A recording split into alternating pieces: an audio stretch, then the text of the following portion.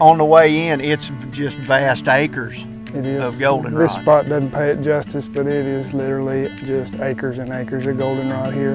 Just take your vaporizer. As soon as you turn this over, it's smoking, so you got to be ready to get it in there.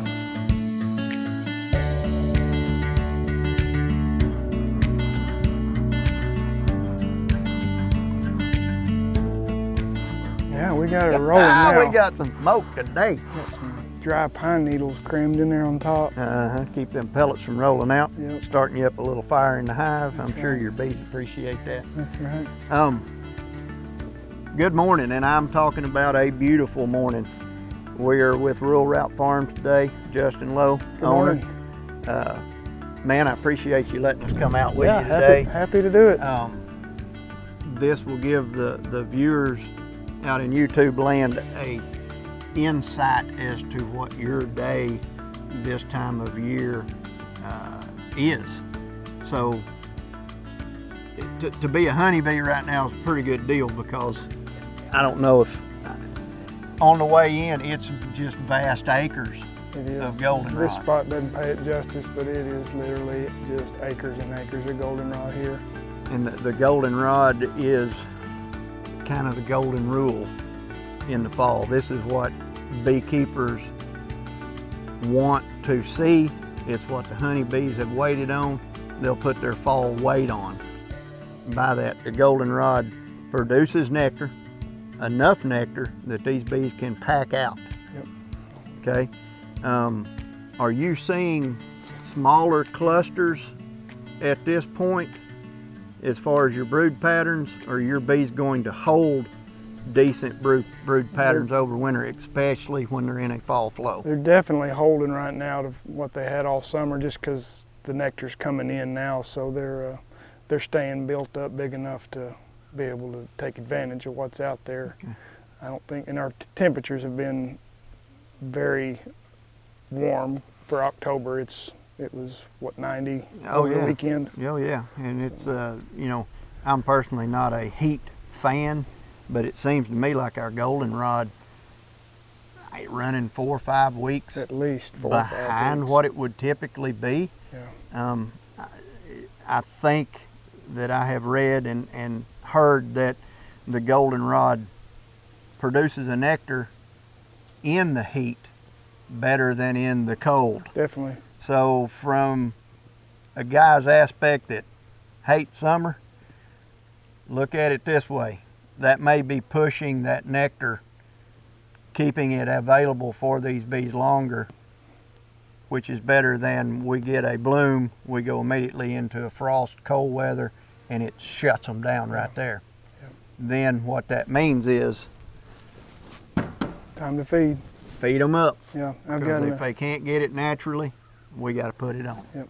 I've got a beekeeper friend of mine up north that's been doing it his whole life, and he calls goldenrod fool's gold, because some years it'll be a good producer and other years it'll be everywhere and the bees won't touch it. And I think it's all temperature related. Based on temperature. Yep. Okay, that's a good point. So, you know, as a tip of that, don't count on it. That's right. Yes. Check your bees. Yes. Don't, just because it's out there, don't think that they're taking advantage of it, because you might be mistaken and be very disappointed. Right. And this is the the time, equivalent to that is starvation over winter. right. And this is the time of year that if they're not putting it up from nature, you need to be feeding them, because this is when they can pack it on and not have to try to do it once it does get cold, and then it's harder to get them to take the feed. And now they can put it where they want to in the hive. They're not just emergency trying to pack it in there. Gotcha. They'll use it where they need it. All right, great information. Tell us a little bit about, we're here with you. We've watched you, you've fired up your smoker. You've got your equipment out. What I'd like to do is show the folks that are watching. Let's just roll around the front and explain what you've set up. Okay. Naturally, if we weren't here, you'd already been set up, done, and gone. Thanks again for showing us this. So let's just, instead of hampering you further, you just roll with it. Yeah, well, we lit the smoker first just to let it get going good. But this is the setup I use, and it has worked good for me. It's pretty simple. I just got an inverter hooked up to the truck battery, and then an extension cord, and as soon as I get here, I'll light the smoker and then get my vaporizer warming up, because it takes a few minutes to get it hot. And now we're turning 12 volt to 110. right, Okay, so 12 volt battery, inverter, making 110 to run the ProVape 110. right. And I will start the truck once we get going, just because I don't want the battery to run down, but it's a lot quieter to. Sure, so you're not pulling down the. Right. Okay, all right. If you would, walk us through your method of dispersing the oxalic. So what do you have to set up to do to get the oxalic vapor into the hive? Okay, so what I do is I have got, with me having my bees on pallets a little bit different than a bottom board, I cut these little reducers that I will fit in the front of the hive just like that. And what makes that special is this is your disbursement port, correct? Right. Okay. So that's where the vaporizer, once I'm ready, I'll be able to put it in. You know, you can drill holes in your boxes. Stuff switches around for me so much that I found this is the best way for me to do it. And I've got 4 of them, so I can, you know, have them all ready, and then I can leave them closed up once the vapor's in there. And what we're talking about is your frames in this hive, 8 frame equipment. Frames are running lengthways with the box. Mm-hmm. You put your vapor in here, that fills this chamber, but it's shooting the vapor between frames. Right. So it's just a cloud inside those boxes. And now these bees have no means of evading that. Right. And we do have some little entrances on the covers, but it's generally never enough to and I don't know about. You can cover those if you feel like you need to, but my bees tend to propolize those shut. right. I don't know if yours are or not, but that may be the case since they're not working them actively. These hives are this fall's splits, so they're probably, everything's kind of new, so they probably haven't had a chance to seal them up, but you're right, they will seal those holes up once the cold wind starts blowing. And that'll really aid you in Sure. your treatment. You're right. All right, well I think so. We've discussed the Oxavape ProVap 110. Yep. This is a really good vaporizer. I've used several other kinds, and this is by far my favorite. It's quick. It's really simple. I'm probably going to buy another one. That way I can run 2 at a time and kind of speed things up. But I'm really happy with that vaporizer. I see that you're running the Oxalic Acid dihydrate, 97%, inert ingredients 3. Yep. This is a skull and crossbone situation. When this becomes wet or turned into a gas, a vapor, personal protection is a must. Jason and I will back off of this. We have a wind blowing this way. We've got some fail-safe in case we get a wind change, and it can happen. If you ever go this route, all that I'm saying is be mindful of the application. It is recommended you wear a respirator, which Justin has it ready and available, and I think we're to a point where we're just going to stand back out your way. So I use on anything that I've got into 2 boxes, I'll use a full ½ teaspoon, which this comes with your kit. There's a smaller dose if you're just doing like a single box of bees, but anytime I get them into 2, I'll use the full strength on the application, and if I have them in 3 boxes or whatever, I'll go a 1/4 teaspoon more for every box added on. So as long as we're already disrupting your day, could we open one of these to see if they're in a flow? Mm-hmm.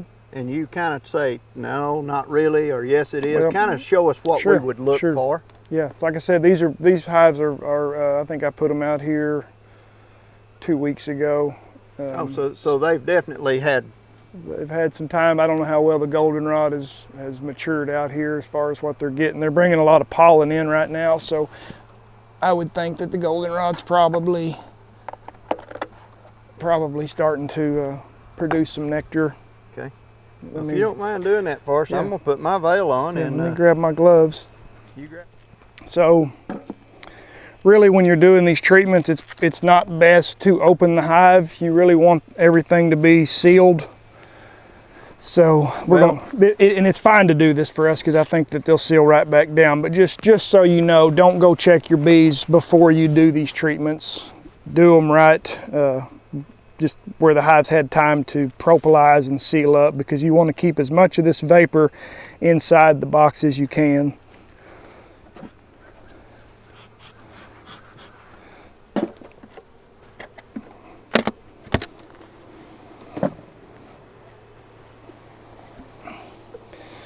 So I keep beetle towels in my hives through the summer and fall because that's when the beetle really gets active.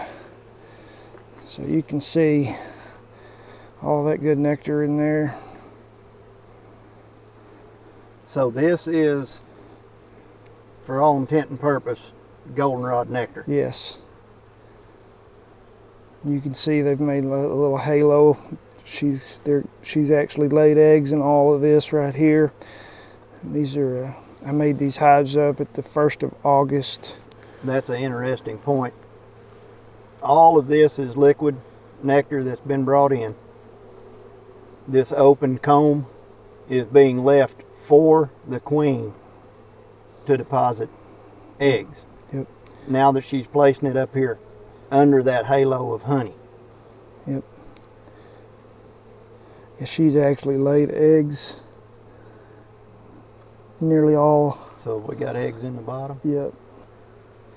But you can see there, as far as cluster size, they're keeping her pretty well.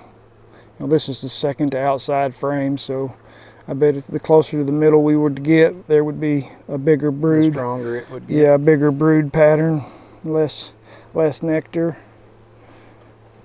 Do you notice an influx of beetles this time of year? Yes. Okay. They're definitely trying to find a place to go for winter too. Beetles. Well, you got one less. I killed that one. Yep.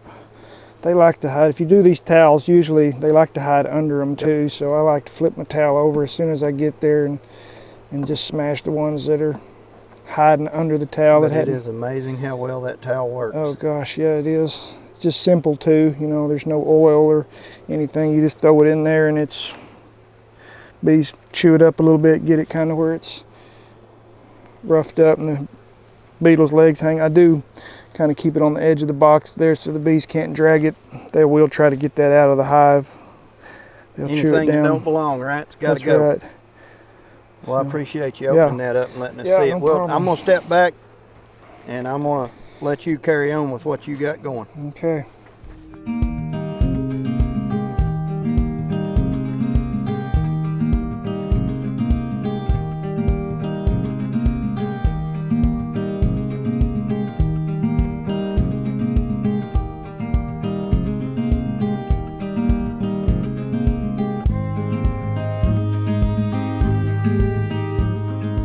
You want to put the stuff in real loose. Don't pack it down. Keep it really loose in there because you want it to, when it hits that hot pot right there, you want it to vaporize quick. So you just take your vaporizer.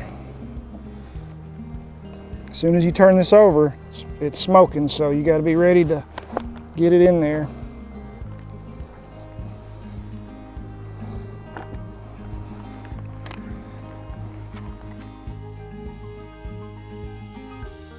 Do you have a timer, a telltale. I see it's got a digital readout. Yeah, I watch that readout when the temperature it drops when the vapor or the acid hits it. So once it starts to go back up, you know it's all burned off. I think officially it's 20 seconds, but Well, I am seeing the oxalic come out the top port, so that wasn't sealed. you're always going to get a little bit of leakage. I don't know if y'all gonna be able to hear me with this. I think in this case, a picture may be worth 1,000 words. Right. So we're back up to temperature now, so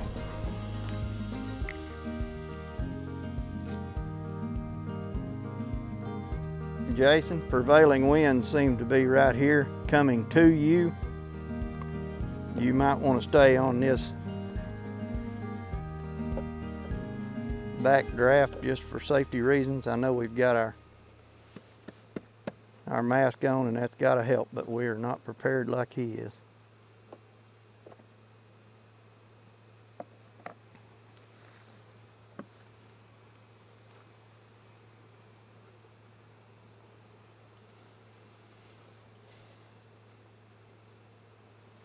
Justin, are these solid bottoms?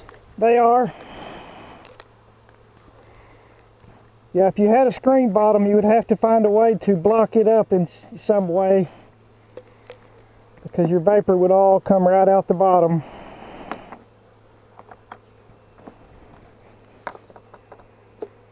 I know we've got you caught off guard. Do you want me to start your truck? We'll just do this pallet and then I'll start it up. Okay.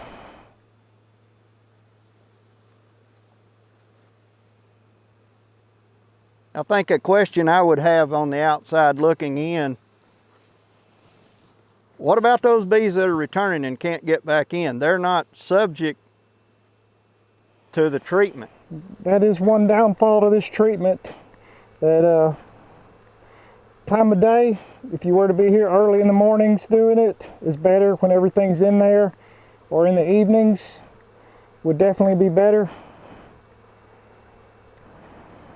But, okay, and with that being said, this isn't a one-time deal. No, this is the first of 3 times I'll be here. Okay. I'll be back in 5 days, do it again, and then I'll do it another 5 days after that. So we'll have 3 treatments really before I even look to see how it's doing, because after that 3rd one I'll go in and see if we've got the mites under control. Okay. So you'll actually do the 3 treatments, return back to the colonies, do a mite load check, and then decide if you need to administer again for Right. 15 more days. That's right. Is that right? Yes, because just because you've done the treatment does not mean that you have got it under control. Generally 3 treatments for me does it, but that doesn't mean you can just walk away from your bees for the winter and expect them to be there in the spring.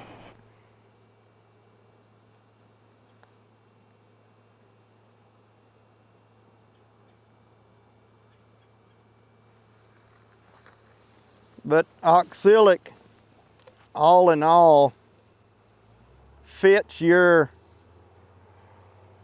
means of application as well as time schedules. Obviously it's working for you. I guess your only alternative would be buy a jillion strips. Right. For me, this is just what works. I wouldn't recommend this for everybody just because it is very the timing has to be right, and you have to be diligent on checking to see if it worked, because it's, the strips are definitely easier as far as you put them in, walk away for 40 days, come back, check, and generally they will work. Okay. But I like this because it just makes sense and fits what you do. Us. That's Gotcha. right. Okay. As far as cost, I don't have a lot of cost in treating my bees with other than my time, and it is a little time consuming, but once you get in the rhythm of it, it goes pretty fast.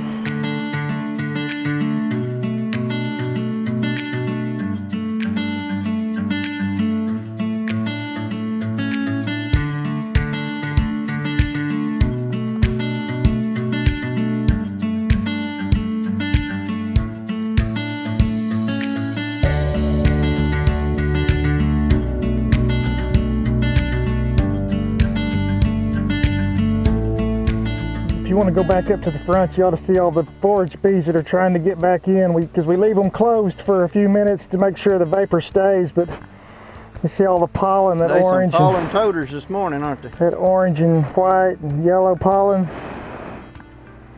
So I usually leave them closed up and then just start to alternate between 4 of the reducers.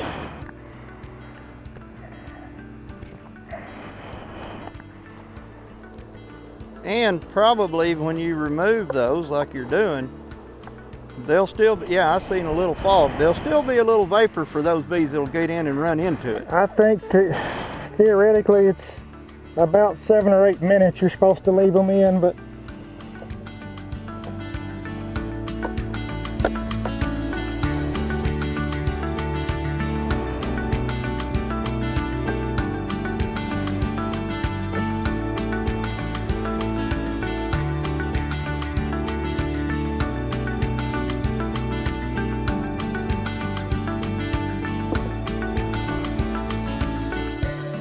as the wind changes.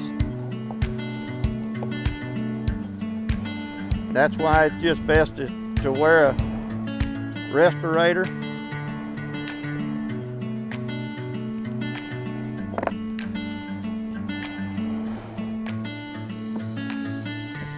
And be safe.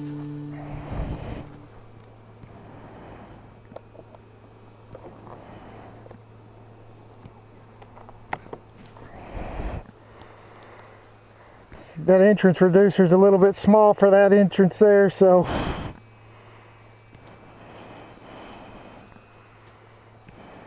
losing a little bit.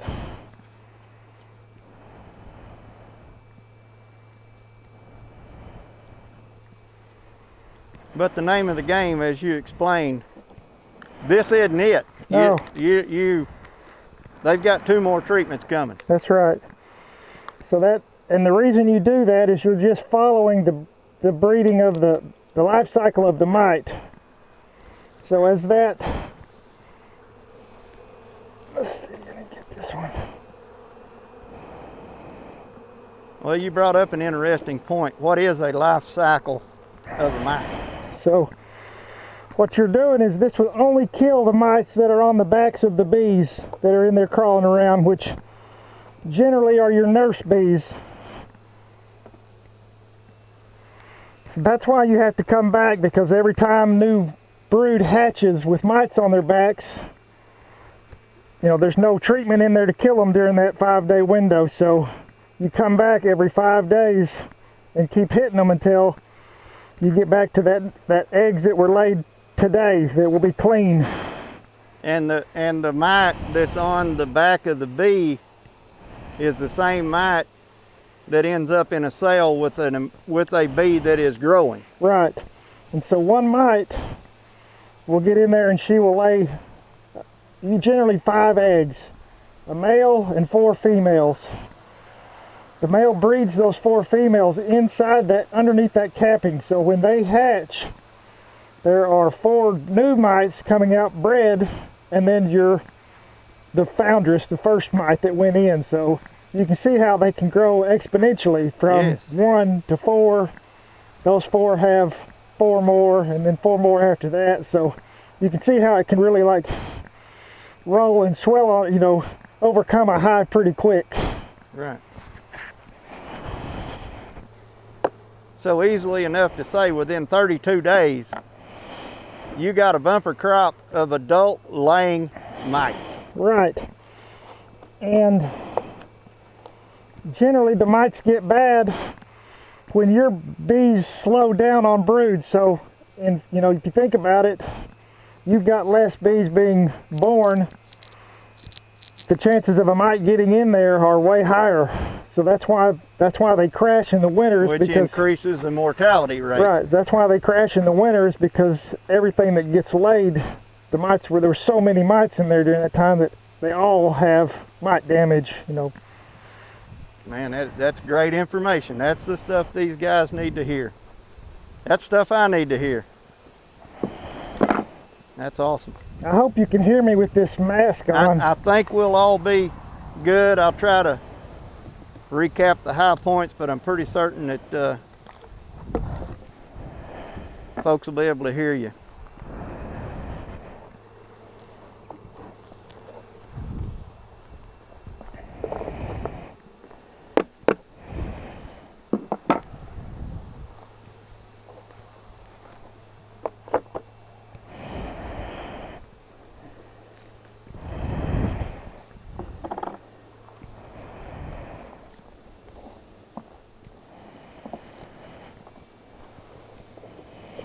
So really and truly, you've got an initial investment in your dispensing apparatus.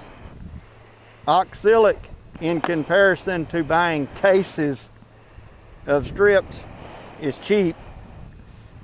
And it shows an excellent kill ratio on the mite, which gives you a much, much greater overwinter success. Correct. It really comes down to just being diligent, and just even if it's raining or whatever, you've still got to be out there on day 5. It just happens that way. Well, now you brought up a good day 5. You'll be here, whether it's sleeting or whether it's raining, right, or whether it's beautiful like today. What if you miss that by 2 days? You're looking at another 4th treatment, because then those bees that had those mites have capped cells, and those mites got in those cells. And they're going to emerge. And they were going to, yes, and they're going to emerge later than, you know, we're getting closer to winter, so these bees are going to slow down. So you've got to get them cleaned up before winter. Because if you don't have the bee numbers for overwinter, which keeps the brood warm, keeps that colony strong enough to produce heat to keep that brood covered. Right.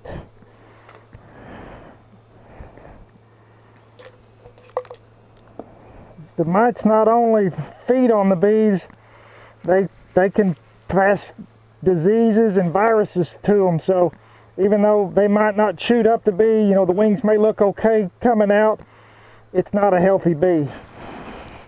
Just simply because of the virus or different effects that mite gives them, right, in the cell or in the hive. Right. And they have tracked this back to many different bee viruses caused by the mite, right? Yes.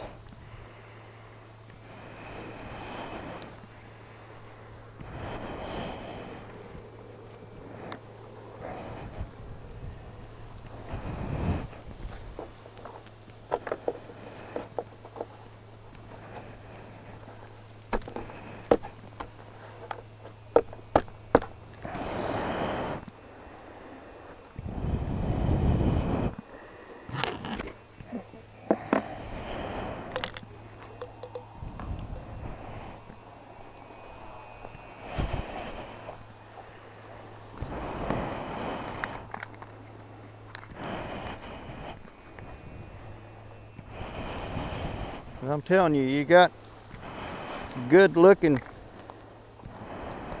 healthy, fat bees right now.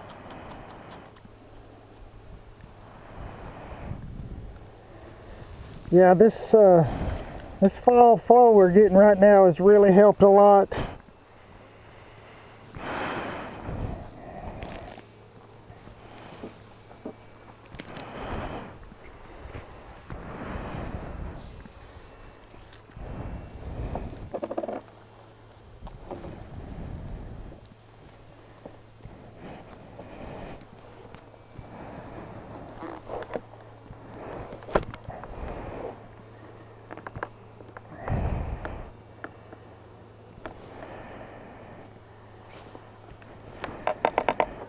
I know I've interrupted you a lot while you're doing this, but you've completed 8 colonies already. Yeah. With interruption. If we weren't here, is it safe to say you'd be in this yard 16 minutes? Yeah, it doesn't take long once you kind of get a program down on how you do it. It doesn't take long.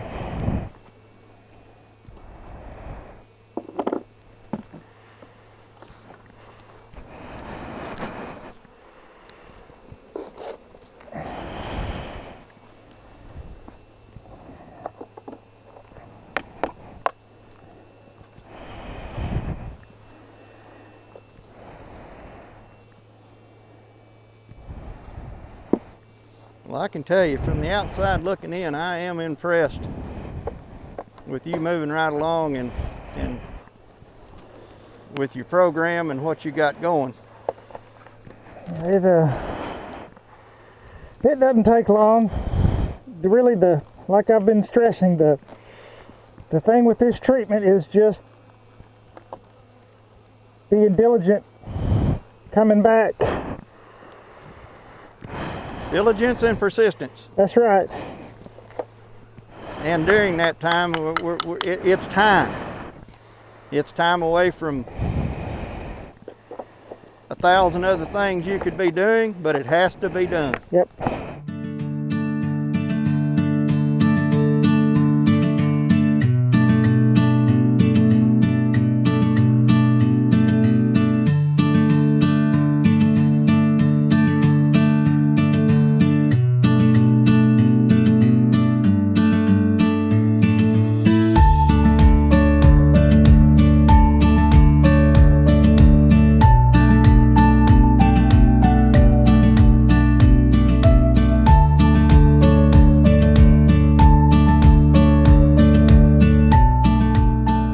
Everything about this is with oxalic, you have got to have a heat source, which turns it to vapor, which is the smoke that we're seeing.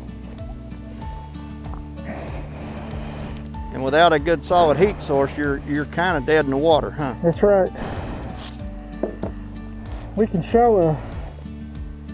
burn one of these just out in the air, and so that they can see how much vapor actually is going in there when we get done.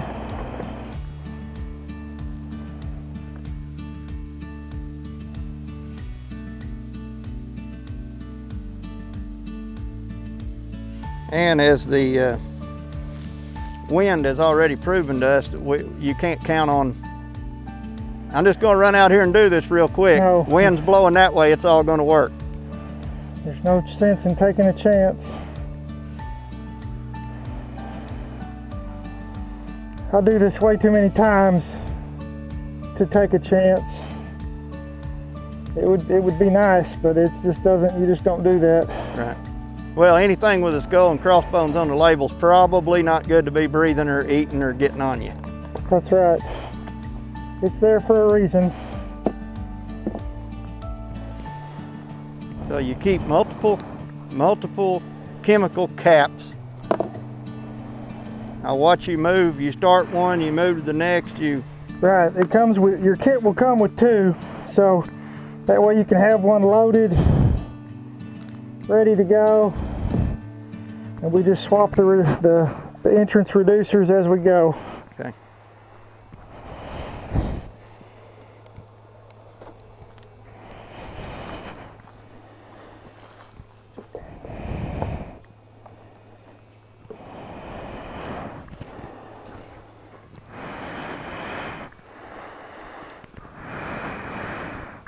You know, I haven't noticed bees being aggressive. It's almost like you're hindering their day-to-day, but it really doesn't seem to affect their attitude at all. I feel like it's as far as some of the treatments can be pretty hard on the bees, I feel like this one is really not that hard on them.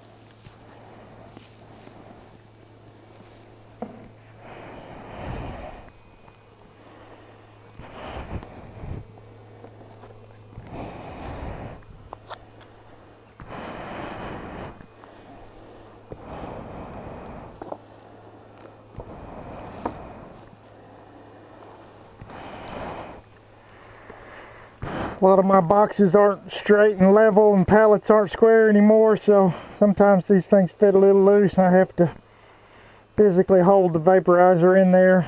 So that's another reason to wear this. Just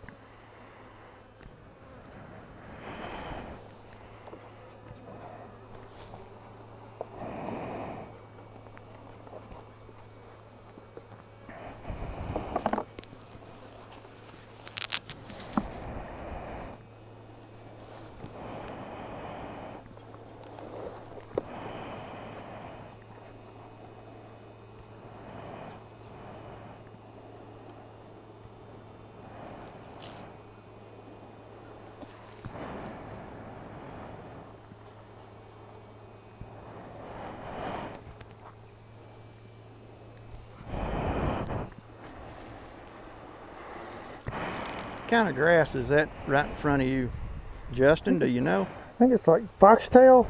Foxtail. I was thinking coontail.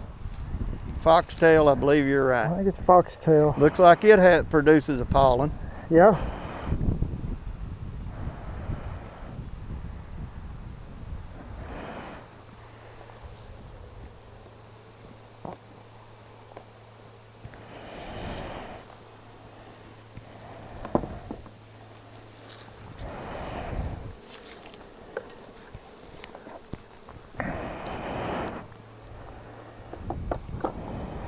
I always find it a little humorous when you become a beekeeper, the attention that's now paid to the plants. Yeah. That's for sure. That's what makes us or breaks us, really.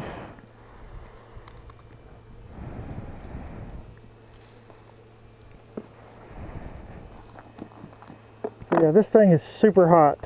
Super hot. That's why you never really have to touch it. You can touch it right here on this base part, and then as soon as you flip it over, she's live. This pellet's just about wore out. It doesn't seal up very good anymore.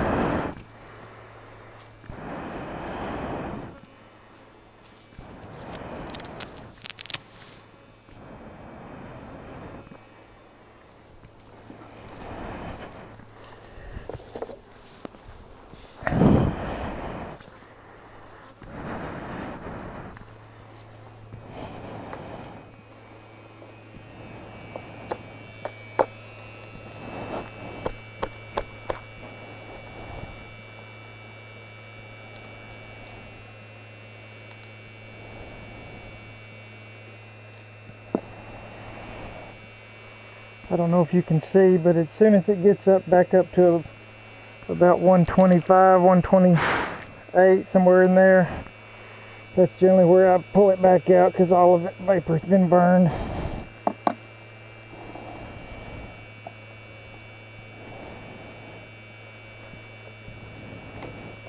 And it is immediate when it hits that pan, isn't it? Yes.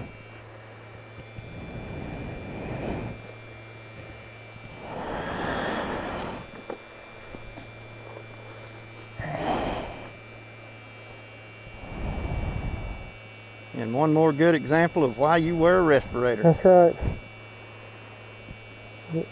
This could easily catch the grass on fire. Another good tip to the beekeeper, and we have just come out of about a 5-week drought. Temperature is definitely something to pay attention to. Whether or not your ground is fertile and green versus dead and dry.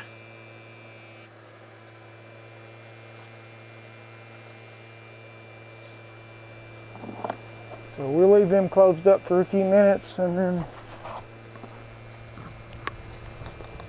kind of start cleaning up.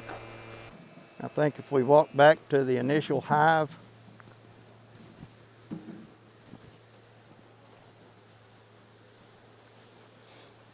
what we can see is business as usual.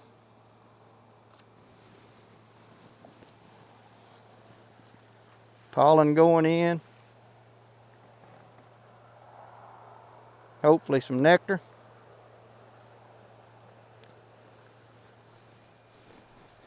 Yeah, you can probably see some of the bees that have a little glazed look to them. Jason, on this side we got a lot of sunshine. Maybe we can kind of get a glimpse at something that's been treated. Come down here, and when I pull these reducers off down here, there ought to be some treated bees flying out. So you can kind of see these kind of frosty. There's a gray one. Yeah, came out. Frosty looking ones. That one? Yeah, kind of see how it's got. Looks like it's got. That are land. Naturally, if you want them to land, they won't. We can pop this one right here. But you're not looking at, right there's one. You're not looking at them carrying any dead ones out, so it's not like you've killed bees. Right.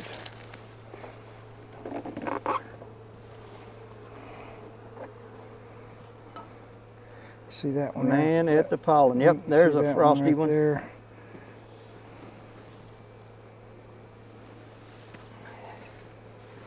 Point those bees out to. Yeah, this guy right here, that one's been in there and gotten some of it on him.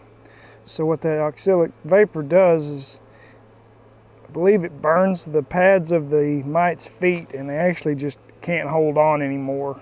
So it causes them to release. They fall off. So you should be able to come back, you know, after the vapor's gone and with sea mites on your bottom board. You can tell you got it on. See, the ones that were in that are coming out are definitely gray. Yeah. And those bees get over that, right? Right. Like I said, I feel like this is the best treatment for the bees and for the way we do business.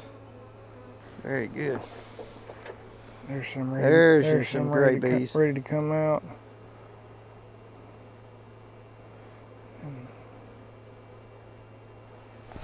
And not upset. No. That's one good thing about it being in we're in a nectar flow right now. That takes a lot of the bees' fight out because they're pretty content. So they're pretty focused on what pollen, nectar, doing what they're supposed to be doing this time of year. Now, if we'd been in here on a cloudy, rainy day, it might be a different story, but today's good. Yeah, there's always the flip side to that coin, isn't there? That's right. You're saying not every day in your beekeeping career is sunshine and blooms and nectar flow? That's right, and you know it before you even start the day how it's going to go. It's no surprise. They do not like cloudy or rainy days. Which goes back to smokers, protective gear, protective gear, protective gear. That's right, because like I said, when day 5 hits, you got to be here doing this, whether it's good or bad, or you just make it happen. Well, I've said it once, I'll say it again, we dearly appreciate you doing this for us. This will give everybody an insight into a commercial beekeeper's world. I'm glad to do it, glad to help. So, once again, thank you. And until we see you again, roll that beautiful bee footage. Great.